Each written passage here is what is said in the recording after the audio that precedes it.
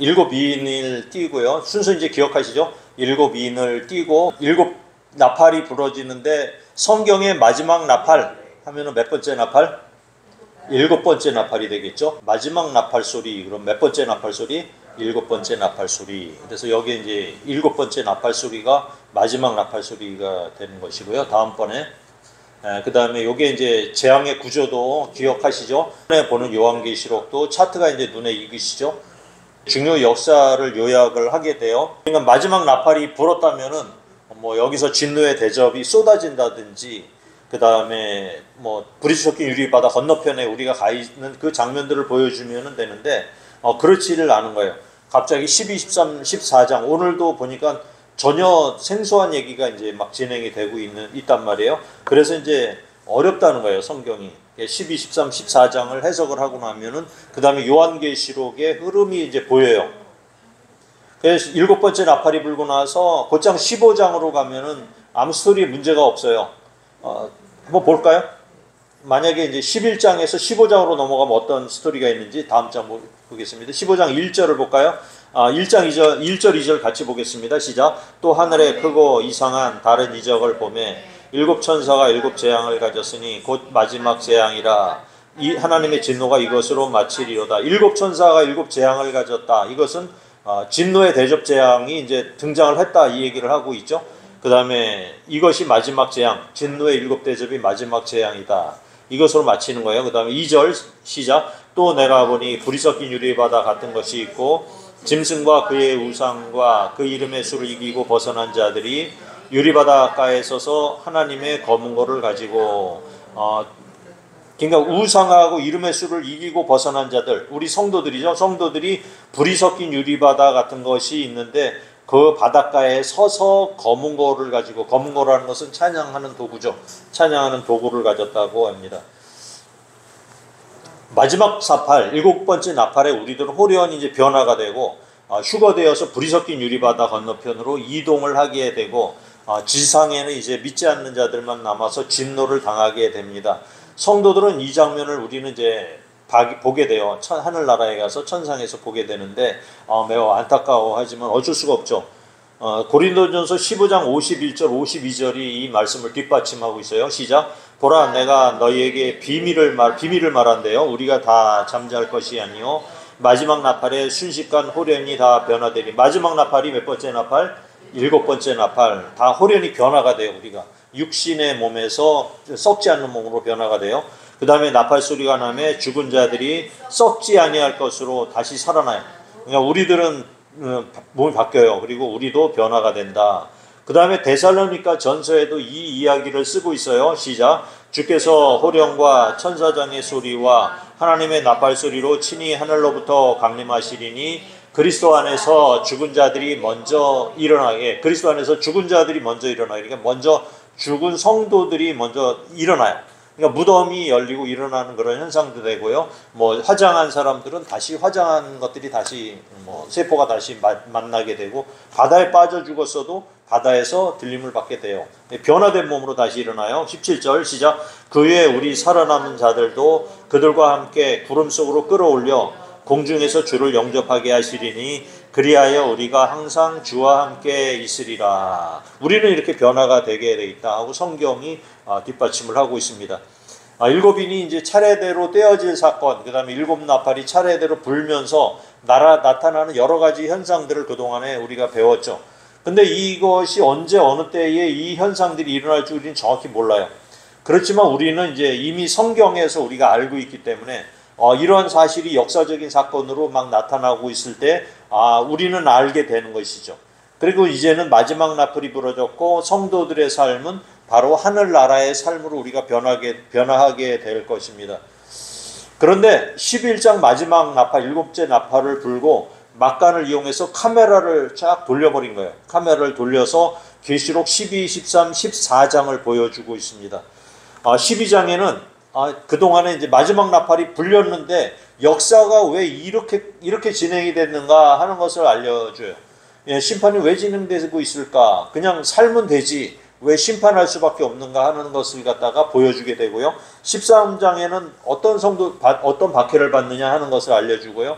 14장에는 주님이 어떻게 일을 하시기 때문에 우리는 안심해도 되는가 하는 것을 갖다가 알려줘요. 그것이 중간에 이제 카메라에 다시 한번 잡히게 돼요. 그래서 중간에 끼어들어요. 마치 영화를 보다가 그런 장면들 있죠. 막 신나게 도당도당하고 막 살이 막 신나게 막 통쾌한 장면이 나오다가 중간에 뚝 끊고 이제는 다시 옛날 장면으로 돌아가는 그런 영화 봤죠. 그렇게 하면서 왜 이런 장면까지 나오게 됐는가 하는 것을 쭉 영화에서도 보여주는 게 있어요. 과거로 돌아가요. 그냥 이거랑 비슷해요. 그리고 계시록에서 이런 역사적 사건들이 나타나는 것, 세상에 일어나는 일이 나타나는 것은 영적인 세계에서도 무슨 일이 있었다는 거예요. 그 얘기를 갖다 지금 오늘 들려줄 거예요.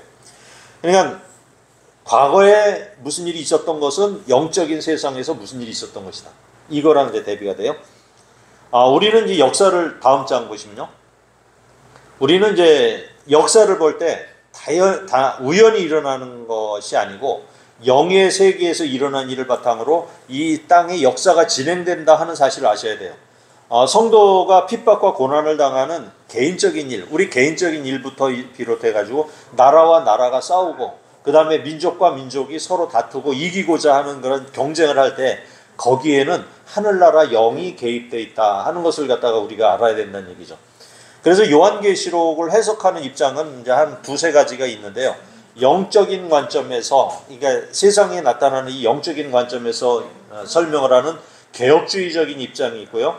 또 역사적으로 나타나는 것으로 해석을 하는 세대주의적인, 그냥 세대별로 구분해서 하는 해석 방법이 있어요. 그래서 세대주의 사람들은 이제 긴 세대를 7세대로 나눠요. 그래서 우리가 처음에 소아시아 7교회 얘기를 한번 한 적이 있었죠. 그것처럼 연대를 나눠서 설명을 하려고 해요. 세대주의로 대표적인 예가 이제 조용기 목사님이 거기에 해당이 돼요. 세대주의로 설명을 해요. 근데 문제가 있어요. 세대주의로 설명을 하니까. 그 사람들은 이제 4장에서 요한에게 하나님께서 이리 올라오라 하는 얘기를 하신 적이 있죠. 이리 올라오라. 그러니까 요한이 하늘나라 올라간 적이 있어요. 그래서 이것을 휴거라고 얘기를 해버리는 거예요. 그러니까 뒤쪽에는 교회 일이 세상 일이 없는 거예요. 바로 휴거가 된 거예요. 그러다 보니까 성경 해석이 안 되는 거야. 12, 13, 14장도 해석이 안 되는 그런 문제가 생겨버리는 거예요. 그냥 막혀버리는 거예요. 그 세대주의적으로 해석을 하면은 장로교회도 초기에는 세대주의로 해석을 했었어요. 그런데 개혁주의 성경을 보면은 개혁주의를 보면은 이건 아니다. 영적인 부분하고 관련이 있다. 이렇게 이제 해석을 했던 거예요. 그런데 이제 우리는 이제 영적인 해석을 하는 거와 세대주의 해석을 하는 걸 봐도 다 성경을 기반으로 해석을 했기 때문에 그것과 이것을 다 배척하지는 않아요. 그 안에서 좋은 것을 취해서 가장 성경에 가까운 쪽으로 해석을 하는 거예요. 저는 여기에 가깝게 해석을 할 겁니다. 다음 장 보시면 역사라는 게 우리 역사 하면은 히스토리, 이 세상에 나타난 일을 역사라고 우리가 얘기를 하죠. 묵시라면은 감추어진 영적인 세계의 일을 갖다가 말해요. 만약에 이제 성경에 보면 성막이라는 게 있었죠. 출애굽기에 성막이 역사상 존재했던 일이었죠. 그런데 묵시로 보면은 이 성막은 하늘나라의 성막을 얘기를 해요. 그것이 실상이라는 얘기예요. 하늘나라에 있는 것이 실상이에요. 이제 홍해바다를 우리가 건넌 일이 있었죠. 출애굽 당시에 홍해바다를, 붉은 바다를 건너는 일이 있었는데 이것이 지상에 있었던 일이라면 실상은 불 섞인 유리바다, 붉은 홍해죠. 불 섞인 유리바다를 건넌 것이 실상이에요. 그 다음에 지상에서 우리가 이렇게 예배를 드리잖아요. 지상에서 이렇게 예배를 드리는 것이 역사적인 일이라면은 하늘나라의 예배 장면을 보여준 적이 있죠. 중간중간에. 그것이 실상이라는 것이에요. 그래서 영적인 세계를 이해하고 나면 지상에서 나타나는 역사적인 사실에 대해서 우리가 이해를 하게 된다는 그런 얘기를 하는 것입니다. 그래서 12, 13, 14장을 싸잡아서 제가 다시 한번 설명을 드리면은 영적인 싸움이 지상에서 인간의 세계에서는 어떻게 연결이 되는가를 갖다가 어렴풋이 보여주는 게 12, 13, 14장인 거예요. 그 12장은 역사가 이렇게 된 이유를 설명하고 있고요. 13장은 그런 세상에서 일어날 핍박이 어떻게 진행될 것이며 그 이면의 영적인 존재에 대해서 이야기를 해주는 게 13장이고요. 14장에서는 이렇게 핍박이 진행되는 동안에 성도들을 구원하고 불신자들을 심판하는 일을 통해서 주님이 승리하실 것을 설명하고 있는 거예요. 그리고나 14장, 그 다음 15장에서 성도들이 이제 어디로 가 있느냐 하는 것을 보여주고요. 16장에 가면은 진노의 7 대접이 부어지면서 불신자들이 당하는 그 환난을 말씀해 주고 있는 게 16장이 되겠습니다. 이스라엘은 항상 역사의 중심에 있었어요. 하나님께서 아브라함을 택하셨고요. 복을 주시고 언약을 주셨죠. 그 언약의 근본적인 그 결과는 이스라엘을 통해서 메시아를 보내고 인류를 구원하는 그런 일을 하시겠다는 거예요. 그래서 하나님께서 이미 창세 전에, 세상을 만드시기 전에 그 생명책이 있어서 거기에 기록이 된 사람들이 있는 거예요. 그 생명책에 기록이 된 자들을 찾아서 구원하시고 하나님의 나라의 백성을 삼으시고 영원히 하나님과 함께할 계획을 세우시고 현재도 이것이 착착 진행 중이고 지금도 차질 없이 진행되고 있다는 것입니다. 그때에 농명된 자들이 바로 지금 여러분 성도님들이 되시는 것입니다. 다시 이제 계시록으로 본격적으로 설명을 들어가 보도록 하겠습니다. 12장 1절, 2절을 보도록 하겠습니다. 시작. 하늘에 큰 이적이 보이니 해를 옷 입은 한 여자가 있는데 그 발 아래에는 달이 있고 머리에는 12별의 관을 썼더라. 이 여자가 아이를 베어 해산하게 되매 아파서 애를 쓰며 부르짖더라. 여기 이제 한 여자의 이야기가 나옵니다. 우리는 에스겔서 15장을 배운 적이 있을 거예요. 15장에서는 어떤 여자아이가 버려졌어요. 길거리에 버려져서 탯줄도 끊지 못하고 피덩이가 버려졌는데 그것을 이제 주워다가 깨끗이 씻기고 어린아이를 양육을 했어요. 키웠어요. 그렇게 키운 것이 바로 이스라엘이다 하는 것을 갖다가 에스겔서 15장에 한번 설명을 해요. 그래서 이 아이가 자라서 여인이 돼서 그 다음에 이제 면류관도 쓰게 되고 또 왕이 되기도 하기도 하고 이런 장면이 쭉 나와요. 19금으로 나오긴 하는데 하여튼 그런 여자아이를 설명하면서 이스라엘이라고 설명을 택한 것입니다. 이야기는 뭐냐면은 셈, 그러니까 노아의 아들 중에 셈이라는 아들이 있었는데 셈의 아들 중에서 5명의 아들이 있었어요. 그 5명의 아들 중에 4명의 아들은 나라와 민족을 이루어서 자기 지역을 다 형성을 했거든요. 그런데 아르박삿이라는 그런 아들 하나는 나라를 못 이루고 떠돌이 생활한 거야. 그 후손들이. 그 떠돌이 생활을 하면서 이제는 아르박삿이라는 이름이 없어질 때까지 됐는데 그때 하나님이 택하신 사람이 누군가요? 아브라함이었던 거예요. 아브라함을 택해가지고 너하고 이제 약속을 한 거야. 그냥 민족은 이제 멸망을 하고 이제 없어지고 사라질 지경이었는데 아브라함을 택해서 그 다음에 이제 이 아브라함을 택한 이 민족, 이스라엘 민족에 대해서 아이로 표현을 했고 이고 오늘 한 여인으로 표현을 한 거예요. 한 여인으로 묘사를 한 거예요. 그래서 하나님께서 은혜로 키우시고 입힌 그런 것이 바로 여인이 되겠습니다. 그리고 야곱의 아들 요셉이 하루는 꿈을 꿨죠. 꿈을 꿨는데 해와 달과 별 11하나가 자기의 절하는 꿈을 꿨다고 해서 형들의 미움을 받은 적이 있어요. 창세기 37장 9절입니다. 시작. 요셉이 다시 꿈을 꾸고 그의 형들에게 말하여 이르되 내가 또 꿈을 꾼즉 해와 달과 11별이 내게 절하더이다 하니라. 이것 때문에 이제 요셉이 미움을 받아서 애굽으로 팔려가는 그런 일까지 생겼는데 이 이야기를 통해서 보면은 해와 달과 별 12개가 있는 것, 그거는 이스라엘이라는 것을 우리가 한 방에 알 수가 있죠. 그러니까 여기에 나타났던 그 여인이 실체는 이스라엘임을 우리가 직감할 수가 있죠. 해와 해를 입었고 그 다음에 발에는 달이 있었고 12면류관 별이 있었다. 이렇게 하는 것은 바로 이스라엘을 얘기하는 것을 알 수가 있죠. 하나님께서 이스라엘을 택해서 자기 백성을 삼으셨다. 그러면 이 이스라엘이라는 이 여인이 잉태한 아이가 누구일까요? 바로 예수 그리스도죠. 성경을 이제 우리가 해석을 하고 성경을 알게 되니까 요 정도는 해석이 이제 가능하게 되겠죠. 해석은 아주 간단한 문제예요. 어렵게 해석할 이유가 아무것도 없는 거예요. 그런데 이 하나님의 계획을 어렴풋이 알고 있는 존재가 있는데 바로 사탄입니다. 사탄. 근데 하나님의 계획을 완전하게 알 수는 없어요. 사탄은 원래 노래하는 천사장으로 창조되었다가 능력도 있고 출중하고 이랬기 때문에 이제 창조가 됐는데 하나님처럼 되겠다고 배반하여서 그 천사장의 지위에서 쫓겨났어요. 그런데 처음에 창조될 때 이 특별한 능력으로 인해서 여전히 지금도 하나님을 비방하고 하나님의 지위를 넘보는 존재라는 거예요. 근데 하나님께서는 이런 천사장들을 뭐 당장이라도 없애고 죽여버릴 수 있지만은 지금까지 남겨두신 이유는 하나님의 구원 계획을 위한 도구이기 때문으로 다 보여지고 있습니다. 여인, 즉 이스라엘이 배가 아프다는 것은 수많은 고통과 어려움을 통해서 예수 그리스도가 나실 때가 되었다는 거예요.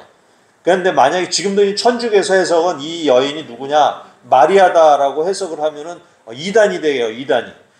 그냥 마리아는 잠시 이제 은혜를 입어서 예수님을 낳는 복의 여인이었던 거지, 여기에서의 여인이 마리아라고 해석을 하면은 그럴듯해 보이긴 하는데 무리한 거예요. 너무 해석이 전혀 안 되는 거예요, 성경이. 그러니까 여인이라는 얘기가 나오면은 이스라엘에 대한 상징적인 해석으로 봐야지 앞으로 해석이 정확하게 나올 수가 있다는 얘기입니다. 3절 4절입니다.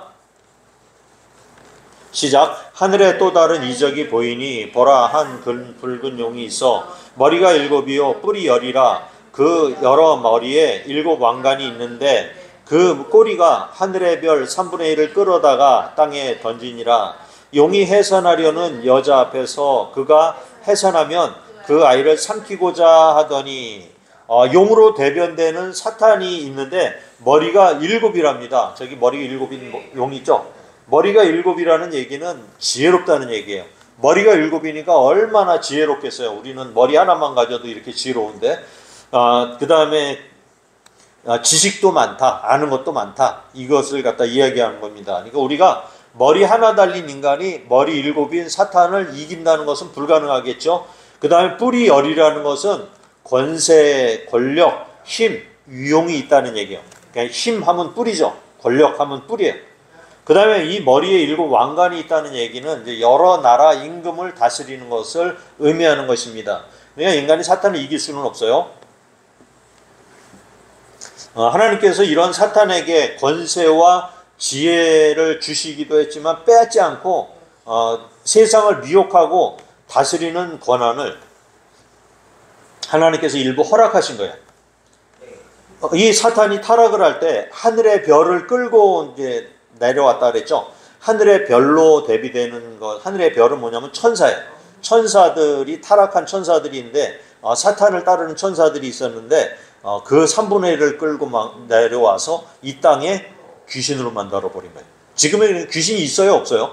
있습니다, 지금도. 그러니까 귀신이 우리나라에서는 하얀 소복을 입고 무덤가에 서서 히 하면서 나타나기도 하지만은 유럽에서는 이렇게 양복을 입고 이빨이 이렇게 드러나서 막 그렇게 드라큘라로 등장하기도 해요. 그 다음에 이제 중국에서는 강시라고 해서 시체가 돼가지고 통통 튀는 귀신으로 등장하기도 합니다. 그러니까 여러 나라의 귀신은 종류가 여러 귀신이 있는데 모양은 이제 그 민족의 특성에 따라서 자꾸 변화가 된 거예요. 그렇지만 다 귀신이 사람이 죽어서 귀신 되는 거 아닙니다. 귀신은 타락한 천사들을 얘기하는 거예요. 그런데 사탄이나 귀신들이 자신의 운명을 잘 알고 있어요. 예수님이 재림하시면은 이제 무저갱을 열어서 그곳에 다 갇히게 될 것을 알고 있었어요. 그런데 못된 귀신들이 있어요. 귀신들 중에도 좀 연약한 귀신들도 있지만 아주 못돼 먹은 귀신들도 있는 것 같아요. 그 못된 귀신들은 하나님께서, 예수님께서 다 잡아다가 이렇게 지금도 가둬두고 있다는 거야.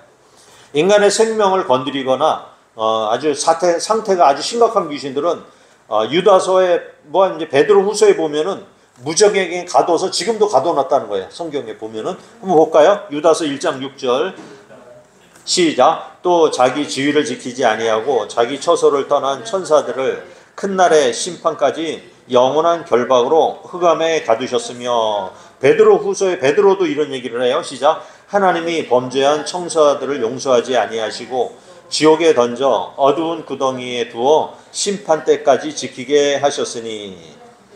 자기 지위를 지키지 않고 처소를 떠난 천사들, 그러니까 귀신들이에요. 귀신들 중에도 아주 독특한 귀신들이 있는 것 같아요. 그러니까 사람 생명을 막 해치려고 들고, 요즘 영화는 다 이 귀신들이 어떻게 사람들을 막 잡아가기도 하고 죽이기도 하는데 절대 불가능해요. 귀신들이 사람을 해하지 못합니다. 하나님의 허락을 맡아야 돼요. 한번 예수님께서는 이런 일이 있었어요. 갈릴리 바다 건너편에 데가볼리라는 지방이 있는데 거기에 지방 이름이 가다라 지방이에요. 그런데 가다라 지방에 미친 사람 둘이 있었어요.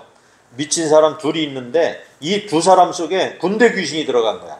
그냥 하도 이 귀신들이 못되게 구니까 이 사람 두 사람이 미쳐가지고 날뛰는데 막 쇠사슬도 끊고 쇠고랑을 채워놔도 쇠고랑도 다 끊어버리고 지금 막 날뛰면서 돌아다니는 거야. 그래서 마을에서 도망가가지고 무덤 속에 살면서 무덤에 같이 살면서 그곳에서 막 출몰하고 막 이렇게 하는 귀신이 있었는데 그 속에 군대 귀신이 들어가 있었던 거야. 예수님께서 그걸 보신 거예요. 그리고 나서 제자들을 주섬주섬 모아가지고 배를 타고서는 거기로 건너갑니다. 그리고 이제 내리자마자 귀신아 물러가라 하셨던 모양이죠. 그냥 멀찌감치서 이 두 사람이 보고 나서 예수님을 보고서는 막 달려와요. 달려와가지고서는 하나님의 아들이시여 왜 때가 안 되는데 벌써 오셨습니까? 이 얘기를 해요. 그러면서 이제 성경엔 그렇게 얘기해요. 예수님께서 나가라 하셨음이더라. 나가라고 하니까 이 귀신들이 이제 큰일 난 거예요. 요 정도 되는 귀신들은 이제 아마 무적행으로 보내셔야 될 것 같은데 이 귀신들이 작전을 짜요. 그러면서 예수님한테 타협을 해요. 저희를 이제 내보내시려거든 저 돼지떼에 들어가게 하십시오라고 타협을 제시를 해요.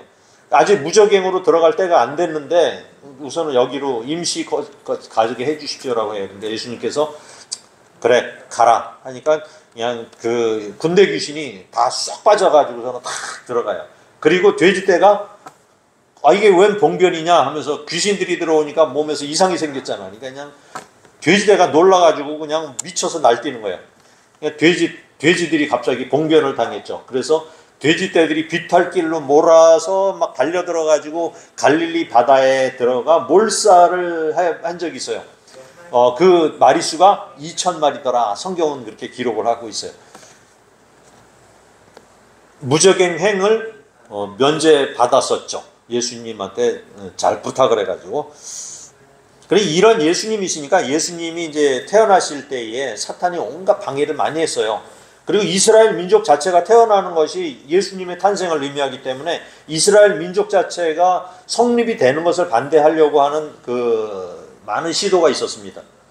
구약에서는 애굽왕 바로가 그랬었죠. 그래서 이스라엘 민족 자체를 멸하려고 아들이 나오면은 다 애굽 나일강에 빠쳐 죽여라 이렇게 했었죠. 그렇게까지 했었고 그 다음에 페르시아에서는 하만이 이스라엘 민족을 통째로 다 몰살하려고 음모를 꾸민 적도 있었고요. 그리고 신약에 넘어와서는 헤롯 왕이 예수님이 태어나는 것을 갖다 막기 위해서 베들레헴에 태어난 어린 아이들을 싹 몰살시킨 적이 있었어요. 그리고는 이제 절벽에서 밀쳐 죽이려고 사람들을 동원해서 예수님을 밀쳐서 죽이려고 했던 적도 있었고요. 그 다음에 이제 제사장 바리새인 서기관들을 동원해서 가진 방법을 통해서 예수님을 죽이려고 한 적이 있었습니다. 그런 예수님이셨어요. 그리고는 이제 우리 기독교인들을 유대인들을 또 몰살하려고 히틀러를 통해서 유대인들을 다 몰살시키려고 했었고요. 또 아랍의 6.1 전쟁을 통해서 이스라엘 민족을 싹 전멸시키려고 했던 그런 시도들을 했습니다. 그런데 역사적으로 보니까 다 그런 시도들이 다 실패했던 거예요. 유대인 지도자의 고발로 로마 총독인 빌라도를 통해서 예수님에게 사형 언도를 했죠. 그래서 십자가에 매다는 데까지는 성공을 했어요. 그래서 어린 아이를 이제 여인이 낳은 아이를 죽이는데 성공을 했다라고 축하 잔치를 벌였는데 웬걸 예수님께서는 사흘 만에 부활하시고 승천을 하셨어요. 하나님이 데려가신 거예요. 사탄과 그 졸개로 쓰임을 받았던 많은 유대인들이 이제 지붕만 쳐다보는 그런 격이 되었다. 이렇게 볼 수가 있는 거죠. 이야기가 12장 5절에 기록이 되어 있어요. 시작. 여자가 아들을 낳으니 이는 장차 철장으로 만국을 다스릴 남자라. 이 아이를 하나님 앞과 그 보좌 앞으로 올려가더라. 승천하셨던 거예요. 근데 승천하시기 전에 예수님께서 이 세상에 오셔서 이미 복음을 다 선포하고 제자들을 길러내고 많은 사람들이 이미 구원을 받았죠. 그리고 이제 하나님 아버지께로 돌아간 사건을 기록을 하고 있는 거예요.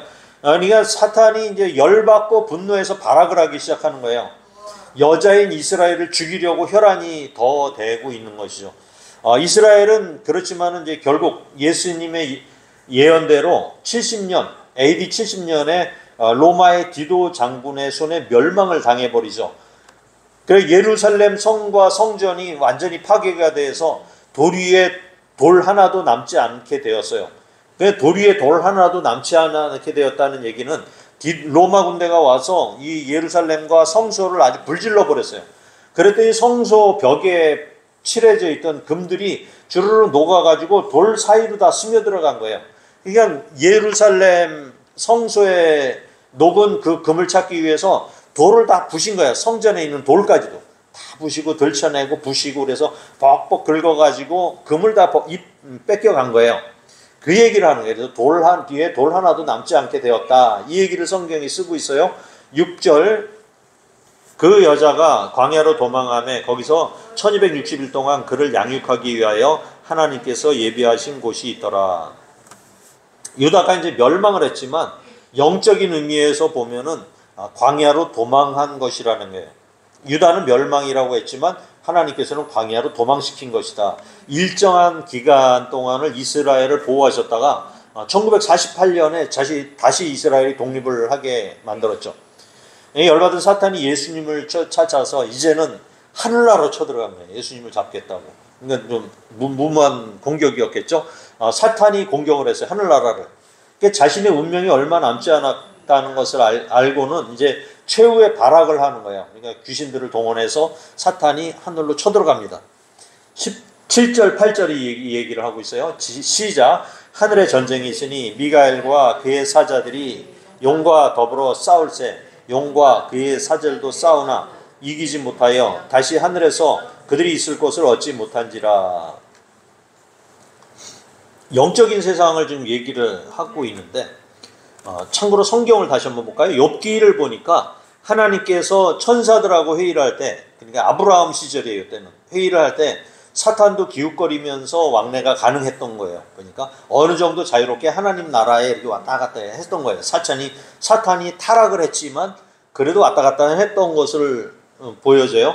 욥기서 1장 6절 7절을 한번 볼까요? 시작. 하루는 하나님의 아들들이 와서 여호와 앞에 섰고 사탄도 그들 가운데 온지라.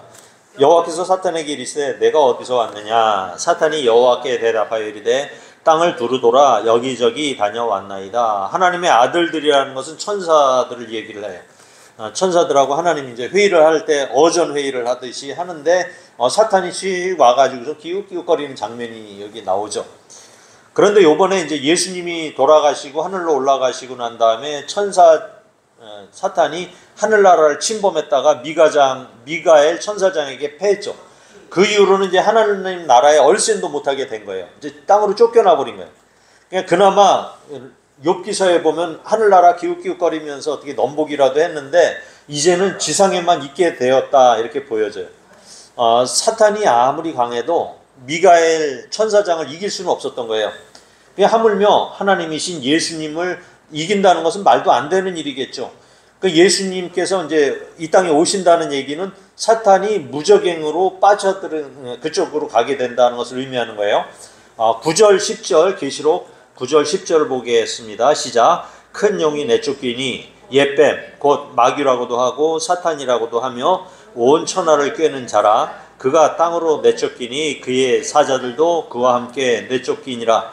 내가 또 들으니 하늘에 큰 음성이 있어 이르되 이제 우리 하나님의 구원과 능력과 나라와 그리스도의 권세가 나타났으니 우리 형제들을 참소하던 자 곧 우리 하나님 앞에서 밤낮 참소하던 자가 쫓겨났고. 사탄이 영적인 세계에서 쫓겨났던 거예요. 용의 정체를 여기 이제 밝히고 있어요. 성경이 정확하게 이제 밝히고 있습니다. 옛뱀이면은 에덴 동산에서 하와를 유혹해서 타락시킨 바로 그 뱀을 말하고요. 사탄이라고도 하고 마귀라고도 해요. 사탄하고 마귀는 같은 이름입니다. 온 천하를 꿰는 자, 땅으로 내쫓긴 자, 그 또 사자들, 사탄의 사자들은 귀신들, 귀신들과 함께 내쫓긴 자라 하고 성경은 이야기를 하고 있습니다. 11절을 보겠습니다. 11절 시작. 또 우리 형제들이 어린 양의 피와 자기들의 증언하는 말씀으로써 그를 이겼으니 그들이 죽기까지 자기들의 생명을 아끼지 아니하였도다.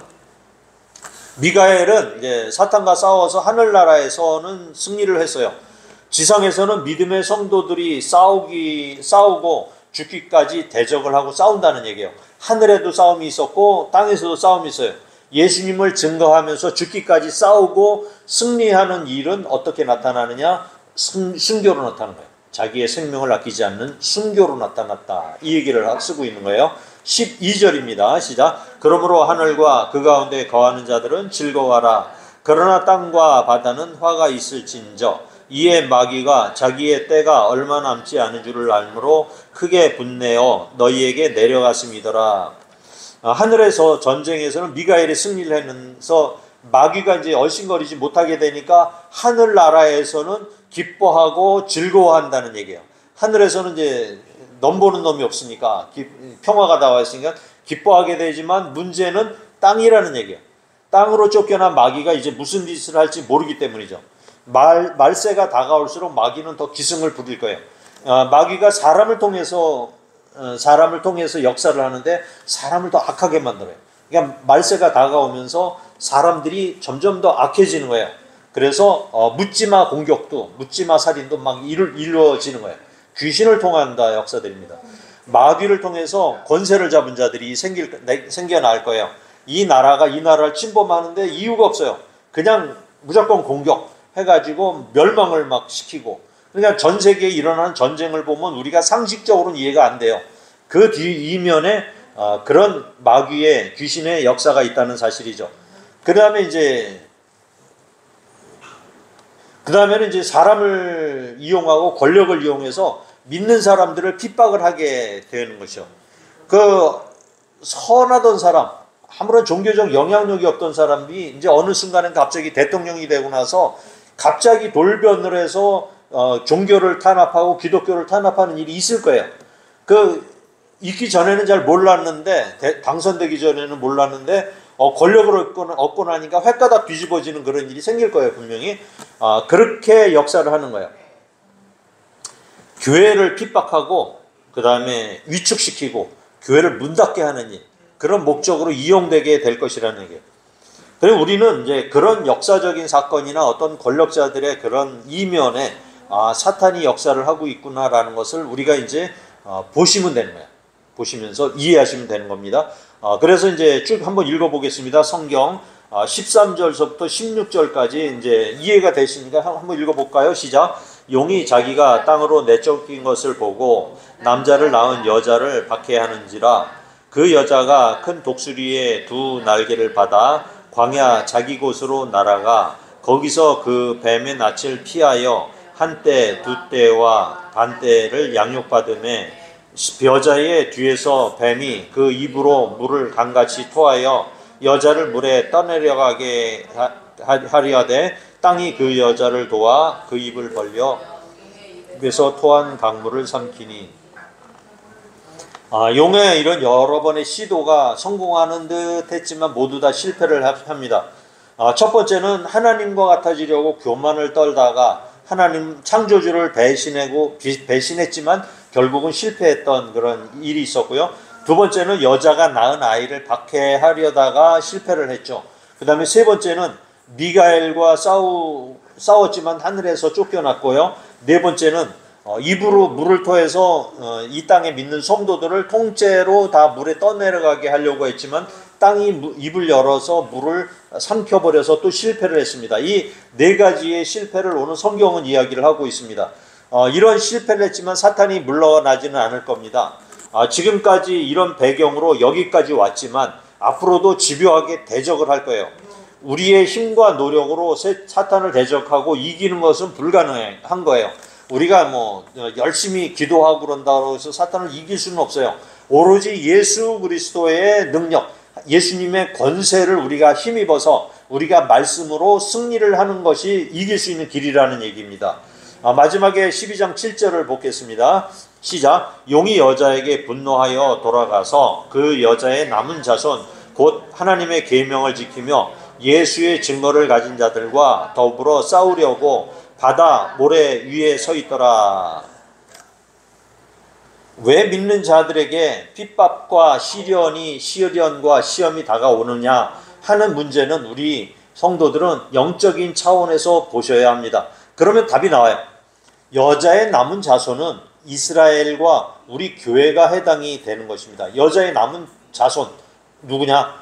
이스라엘과 우리 교회예요. 이스라엘이 예수님을 영접하지 않아서 지금도 구원을 받는 수가 굉장히 적어요. 이스라엘 민족 중에서 예수님을 영접한 사람들이 있긴 해요. 근데 굉장히 소수예요.